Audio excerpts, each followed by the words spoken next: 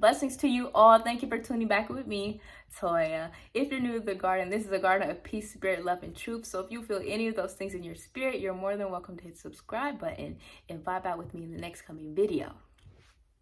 Before we get into anything, I need you to hear me when I say this statement. You do not have to compromise your morals for nothing and nobody. Period. Okay?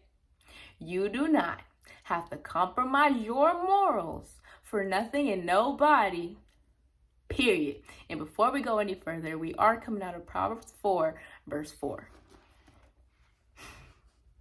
He taught me also and said unto me, let thy heart retain my words, keep my commandments, and live.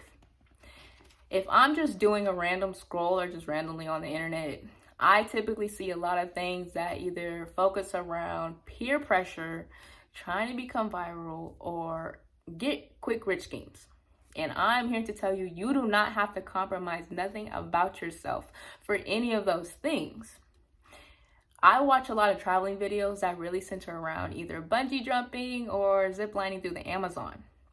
But through those things, even though those people are in their joy, you still see them clinging and hanging on to that zipline rope or the bungee jumping rope with all their life. Even though they have joy on their face, they're still clinging to that word. And I say that to say it is the same way you need to cling on to God's words. When God says, write those words on the tablet of your heart, that is exactly what he means. You don't cling, if you're going ziplining, you're not clinging on to the rope loosely. You're not clinging on to the rope halfway. You're clinging on to it with all strength and confidence that that thing isn't faulty and that you're going to make it to the other side safe and sound. But it is the same way you need to cling on to God's words. The same way, I'm not saying that everybody has to live like that, but it's the same way I cling on to God's words and I hold myself and I live because the words are written on my heart, and that's something like a lifeline. If you're on a ship and the ship starts to get a little crazy and the sea starts to do what it does, and you're on a lifeline, you're going to hang on to that thing. And for me, God is my lifeline.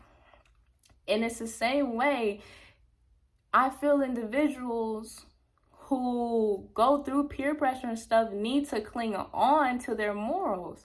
It's your morals. If you don't want to go to that party, you don't have to go to that party.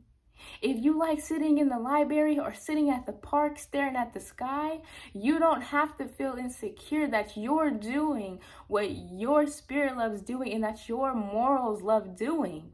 It doesn't matter if someone walks by and says, look at that weirdo.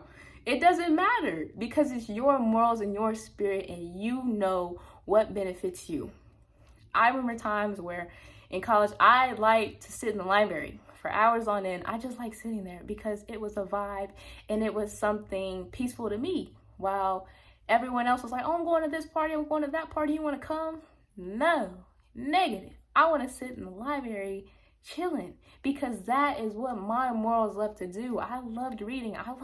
I love studying. So it was in my morals to say no and let my no's be no's and my yeses be yeses, like Christ said, and feel comfortable with that. You don't have to dive into that peer pressure because it's not even meant for you. And you also don't have to go by no tradition of anything.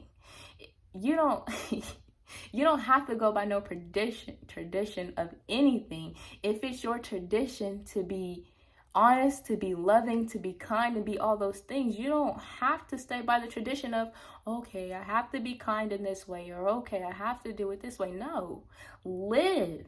Like he said, live, but hold on to my words and my commandments. Live and hold on to your morals about yourself because it's your morals. Yes. We live in a world that likes to cut corners and celebrates, what's the word? It starts with the C.